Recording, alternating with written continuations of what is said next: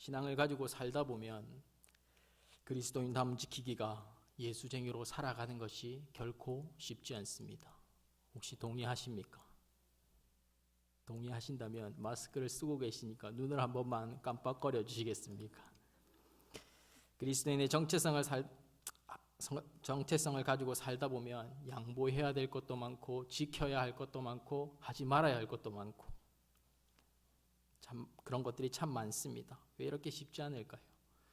많은 이유가 있겠지만 모든 사람이 동의하는 답은 성도가 어떤 경우로든 말씀 앞에 서서 이전의 삶에서 돌이켜 하나님 앞에서 기뻐하는 삶을 살기 위한 그 발걸음 위에는 반드시 공격과 시험이 따라오기 때문입니다. 이전에 우리가 쉽게 행하던 시기와 미움과 질투와 분노를 언행에 담는 것도 시간이 지날수록 조금 꺼림직해집니다. 그리고 우리가 신앙이 성장해 나갈수록 내 육신의 안위와 정욕을 위한 모든 선택은 내가 기뻐하는 육의 선택과 하나님이 기뻐하시는 영의 선택 가운데 갈팡질팡할 때가 많습니다. 하나님을 믿고 회심한다는 것, 이전의 길에서 돌이켜 하나님을 기뻐하는 삶을 산다는 의미가 요술지팡이를 흔들어서 마법같이 우리의 전인격을 다스려준다면 얼마나 좋겠습니까? 그래서 우리의 모든 것이 한 번에 180도 변한다면 얼마나 좋겠습니까마는 성도의 삶은 성화의 단계를 살아감으로써 옛사람이 복음 앞에 치이고 무너지고 또 깎이는 그 과정을 통해서 새롭게 세워져 갑니다. 언제까지입니까? 우리의 평생에 걸쳐서 그렇게 살아가는 것입니다. 성도로 할지라도 어떤 이유에서는지 어떤 환경에서 하나님이 허락하신 인생의 때에 많은 어려움을 당하고 그 가운데 공허와 황무한 것 같은 이 시대의 풍조를 바라보면 정말 하나님이 살아계신가라는 의문을 품을 때가 있습니다. 공허하고 황무한 그때에 하나님이 침묵하시고 응답하시기는커녕 미동조차 하시지 않는 하나님을 뵐 때 오히려 하나님 없이도 잘 사는 인생들이 부러워지는 것이 사실입니다. 열심히 하나님을 믿고 섬겨도 평생 내가 고생만 하고 또 내 어려움이 해결되지 않을 것 같은 그 갈증, 아무리 교회 봉사를 열심히 하고 열심히 노력해도 무엇인가 잘 풀리지 않는 그러한 불안감들에 휩싸일 때가 있습니다. 그러면 안 되지만 개중에는 교회 봉사를 열심히 하고 주일에는 열심히 교회를 위하여 섬기지만 삶으로 돌아가면 하나님이 없는 듯한, 나의 만족과 유익을 위해서 모든 장치들을 뒤에다 마련해두고 세상적인 방법으로 평안함을, 이 안녕을 누릴 수 있는 장치들을 모두 구비해 놓은 뒤에 그런 것들을 만들기 위해 발버둥치고 있는지 아닌지는, 있지는 않는지 우리는 한번 고민해 보아야만 합니다. 그러나 이러한 노력들은 끊임없이 갈증을 만들어내고 육과 영의 괴리만을 더하는 경우가 많습니다. 오늘 우리가 살펴보고 있는 이사야 선지자의 이름의 뜻은 여호와는 하나님은 구원이시다라는 뜻입니다. 이사야서는 오실 메시아에 대한 예언의 책인데 하나님께서 어떻게 자기 백성을 구원하시는지 그것이 구체적으로 설명되어지고 있는 책입니다. 또한 이사야서는 복음의 핵심과 복음의 실제가 구분됩니다. 이사야서는 복음의 핵심은 예수 그리스도입니다. 그리스도를 통해서 일어날 구원과 심판을 예표하고 있습니다. 하나님이 아브라함에게 말씀하신 그 씨가 그리스도를 예표하는 것입니다. 그 씨가 성령을 통해서 잉태되어 우리에게 임마누엘로 하나님이 우리와 함께 하신다라는 약속의 이름을 갖고 오실 것이라는 소망과 그분이 자기 백성을 그 죄로 고통하는 신음의 때에서 구원하심으로 불순종에서 우상을 섬기는 이방 나라를 심판하시고 택한 백성을 구원하신다는 것을 잘 설명하고 있는 책입니다. 이사야 1장은 이렇게 시작합니다. 이사야 1장 한번 띄워주시겠습니까? 유다왕 우시아와 요담과 아하스와 히스기야 시대에 아모스의 아들 이사야가 유다와 예루살렘에 관하여 본 계시라. 여호와는 나의 힘이다라는 뜻을 가진 우시아는 어떤 왕입니까? 역대하 26장에 우시아 왕의 기록이 나와 있습니다. 유대 10대 왕으로 52년간 나라를 다스렸는데 여호와 보시기에 나라를 정직하게 잘 다스렸습니다. 그러나 나라가 부강해지자 교만하여져서 제사장만 할 수 있는 분향을 하다가 하나님께 징계를 받아 나병에 걸리고 맙니다. 요담은 어떠합니까? 역대하 27장은 요담을 이렇게 정의합니다. 요담이 그의 아버지 우시아의 모든 행위대로 여호와 보시기에 정직하게 행했지만 여호와의 성전에는 들어가지 아니하였고 백성은 여전히 부패하였더라. 하나님 앞에서 본인은 바른 길을 걸어갔을지 모르겠지만 지도자로서 백성들에게 온전히 선한 영향력을 끼치지 못한 것 같습니다. 이어지는 아하스는 어떠합니까? 이 아하스는 참으로 놀랄 만큼 대단한 사람입니다. 역대하 28장 1절에서 3절을 보시면 아하스는 다윗과 같이 아니하여 여호와 보시기에 정직하게 행하지 아니하고 이스라엘 왕들의 길로 행하여 바알들의 우상을 부어 만들고 또 흰놈의 아들 골짜기에서 분향하고 여호와께서 이스라엘 자손 앞에서 쫓아내신 이방 사람들의 가증한 일을 본받아 그의 자녀들을 불사르고 그 결과 유다의 몰락을 자초한 장본인이 바로 저 아하스입니다. 히스기야는 어떤 왕입니까? 잘 알고 계시겠지만 아버지의 모든 잘못된 신앙을 비판하고 성전을 깨끗게 하고 예배를 회복하고 영적 각서 운동을 벌였지만 교만함으로 하나님께서 히스기야를 떠났다는 역사적 사실은 우리에게 시사하는 바가 아주 큰 것입니다. 이사야 1장 1절에 나타난 왕들을 살펴보았습니다. 이사야가 사역하던 시기에 그 당시에 왕들의 시대가 성도님들은 어떠해 보이십니까? 이사야가 사역하던 시기는 교만과 탐심, 나만 잘되면 된다는 이기심과 우상숭배, 또 하나님과 함께함이 복이라는 이 통찰을 벗어버리고 무지 속에서 살아가는 그런 시대였습니다. 이사야서의 배경은 말 그대로 혼란의 극치였습니다. 그러나 하나님께서는 자신이 택한 백성을 얼마나 사랑하셔서 이사야 선지자에게 유다와 예루살렘에 대하여 내가 구원할 것이라는 계시의 말씀이기도 합니다.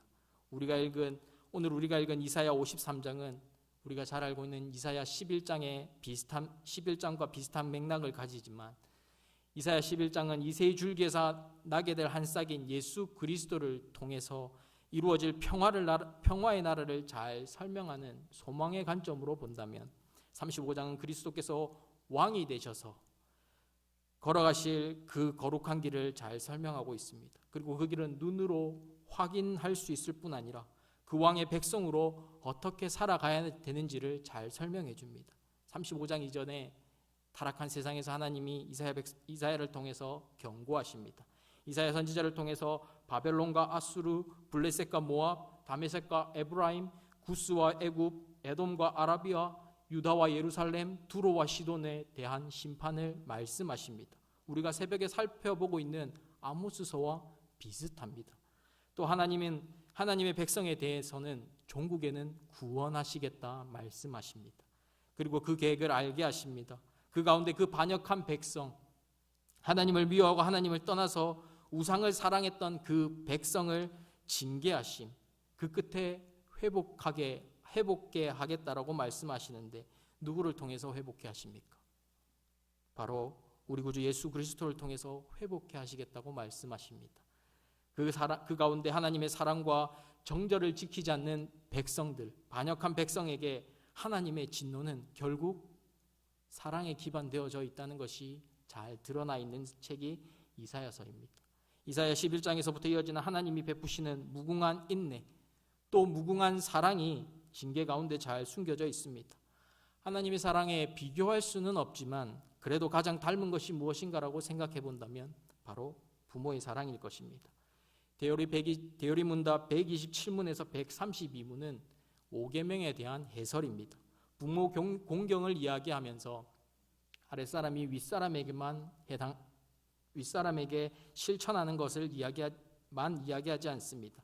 아랫사람이 윗사람에게, 윗사람이 아랫사람에게 더불어 동등한 관계에 있어서 의무와 금지 조항이 잘 설명되어져 있습니다. 그런데 이 시대를 보면 어떤 사건 사고가 터졌을 때, 예를 들어 학교 폭력이 발생했을 때 가해자의 부모가 사과하는 것이 당연함에도 불구하고 사과하고 뉘우치는 부모님이 계시지만 그렇지 않은 부모들 또한 매스컴을 통해서 있다는 것을 확인하며 존재하고 있음을 부정할 수가 없습니다.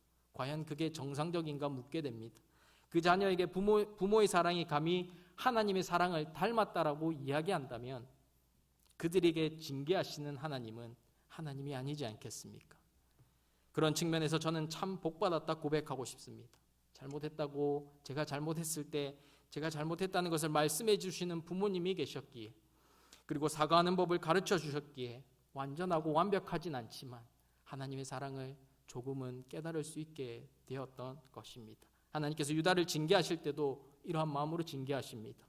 아무리 인간의 죄악이 참혹해도 하나님의 언약 가운데 있는 이 신실하심, 내가 너희를 사랑해서 신부된 예루살렘아 유다야, 내가 너희를 구속하겠다.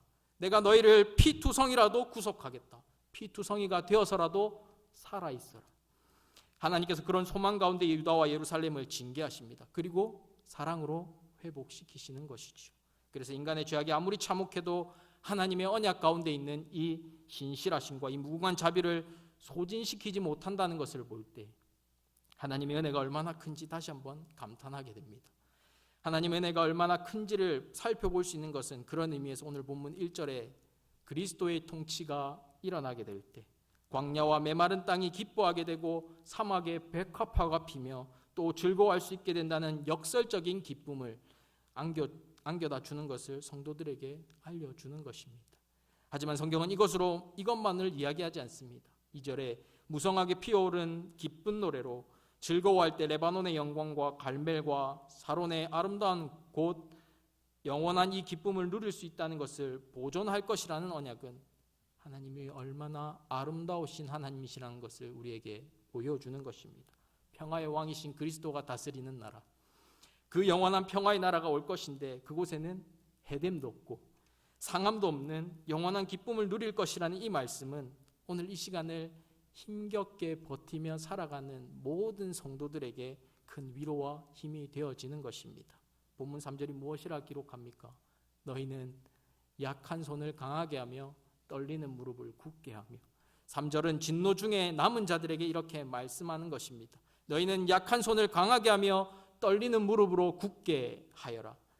폭풍같이 휘몰아치는 어려운 일들 가운데 하나님의 백성의 정체성을 잘 지켜서 약한 손을 강하게 하고 두려움에 떨리는 무릎을 굳게 펴서 하나님의 길로 여전히 걸어가라.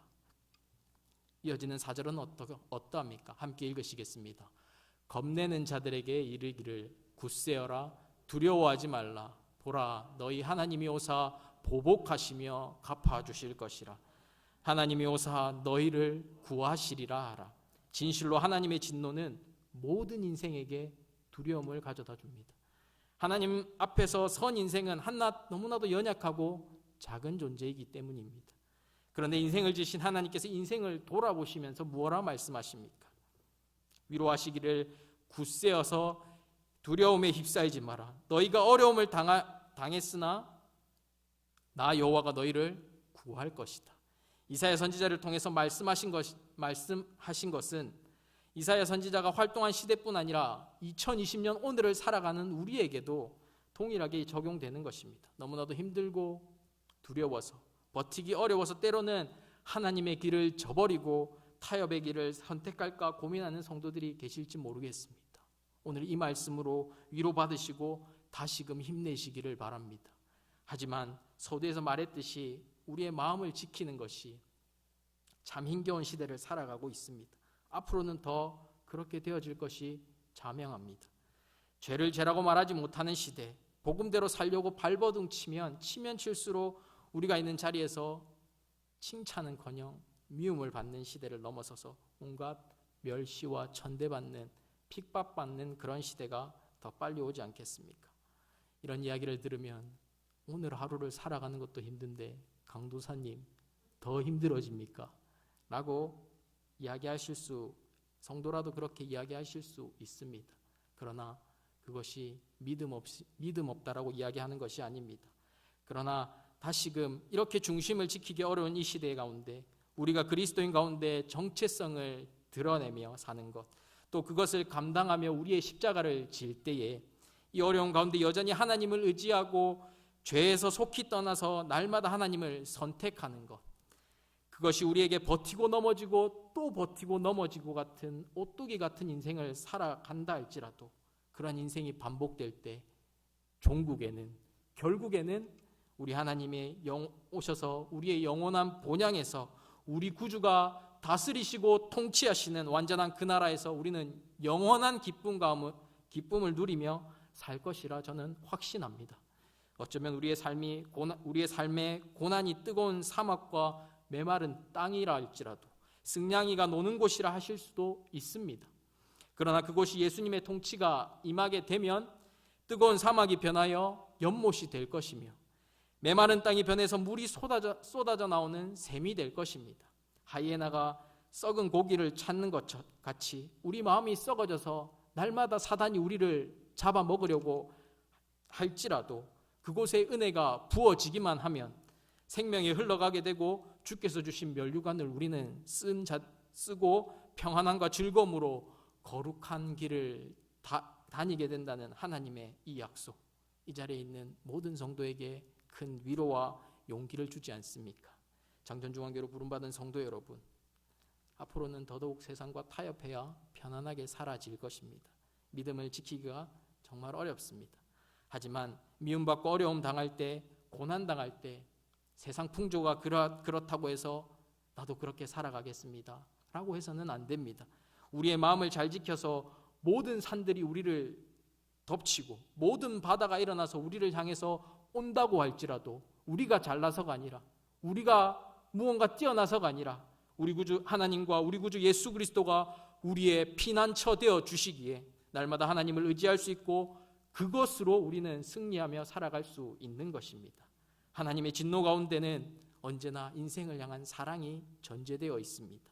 자식이 잘 되기를 바라면서 회초리를 드는 아비의 마음과 또 뒤돌아서 눈물 흘리며 상처난 아이의 몸에 연고를 발라주는 어미의 마음이 이사야 35장에, 아니 이사야서 전체에, 이 성경 전체에 절절히 녹아져 있지 않습니까?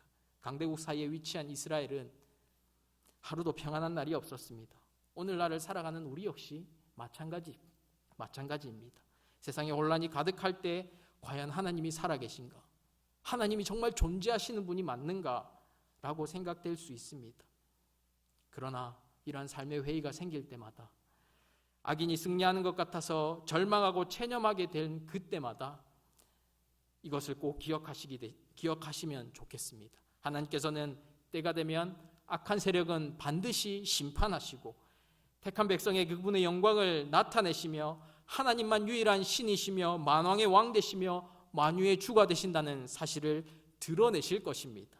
그래서 역사를 주관하시는 하나님의 말씀을 믿을 때 성도는 소망을 잃지 않게 되는 것입니다. 땅이 흔들리고 뒤집어질 때 가장 중요한 것은 생존입니다. 그러나 어리석은 자들은 다른 것들을 더 중요하게 여깁니다.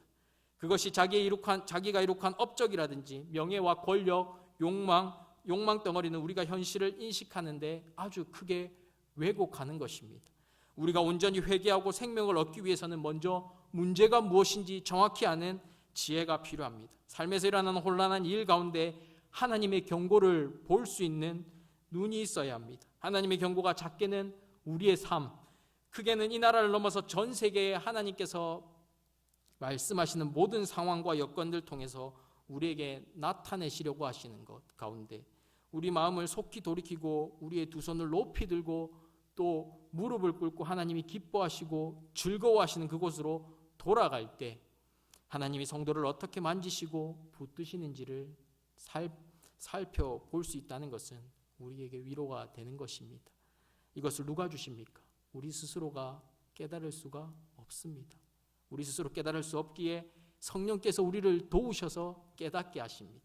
세상의 풍조가 어지러워도 그 가운데 우리 안에 소망이 있는 것은 우리를 영원히 회복시키며 우리를 기억하시는 하나님의 손에 우리는 살고 있으며 역사 가운데 하나님은 언제나 승리하셨고 늘 하나님의 이름은 높이 들리셨다는 사실을 잊어버리지 마십시오. 오늘 하루를 수고하신 성도 여러분, 지치시고 힘드셨을 것입니다. 질문하지 않아도 대답하지 않으셔도 좋습니다. 다 알 것 같습니다. 세상이 그렇기 때문에 성도들은 손해보고 아프고 지칩니다. 그런데 우리 하나님이 그것을 아십니다. 우리 마음이 전쟁터가 될 때 우리를 품어주시고 날마다 힘주시고 감당케 하시는 그 아버지의 절절한 사랑이 우리를 다시금 일어날 수 있게 하는 것입니다. 이사야 선지자가 살았던 시대를 비추어 전혀 달라진 것이 없는 이 시대에 지지 말고 날마다 승리함으로 그 끝에서 누릴 영광 가운데 날마다 전진하는 저와 장천중앙교로 부름받은 모든 성도님들 되시기를 바라며 이 시간 함께 찬송하시겠습니다.